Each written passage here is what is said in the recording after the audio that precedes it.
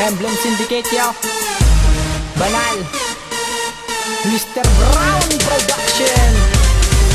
Dapat mo na habang ipakita mga bagay na hindi nyo pa nakita sa iba. Kanapita ka mga santina, taglay ng isang nilalang na handang humarap, pumalag, kumasakot, sinama nga merong maitim na pagtatangka.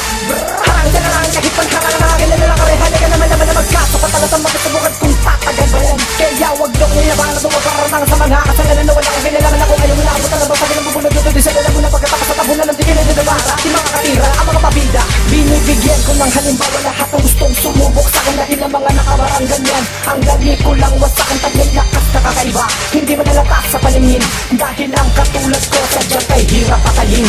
Tama na ang biro, oras ng gera. Dapat ko lang ilabas sa mga baka na malaman na nila na ito talaga ay gawa tikha.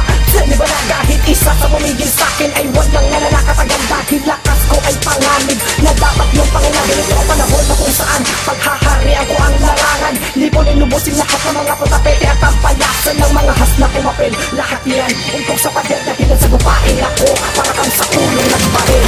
Dapat na nga ipakita mga bagay na hindi nyo pa nakita sa iba. Kalapita ka mga santina, taglay ng isang nilalang na handang humarap, pumalag, kumasakot, sinama nga merong maitim na pagtatangka.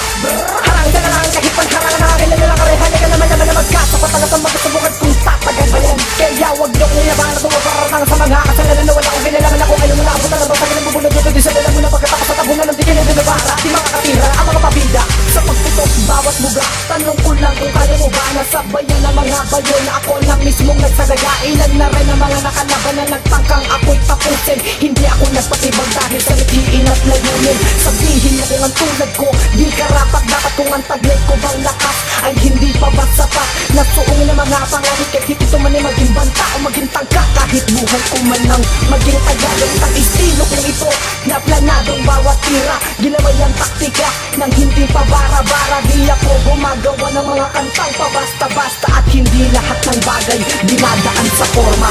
Dapat mo na nga ipakita mga bagay na hindi nyo pa nakita sa iba. Kalapita ka mga santina, taglay ng isang nilalang na handang humarap, pumalag, kumasakot, sinama nga merong maitim na pagtatangka.